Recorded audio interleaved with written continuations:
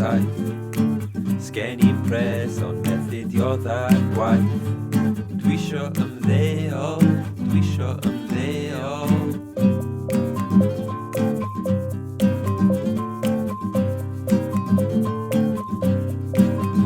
Ma' na gymaint i neud a ma' na gymaint i ddysgu.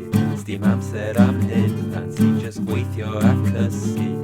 Dwisho ymddeol, please.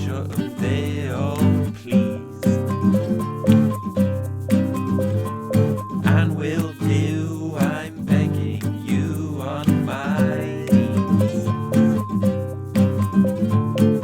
Dio ddim llawer o laff bod yn aelod staff.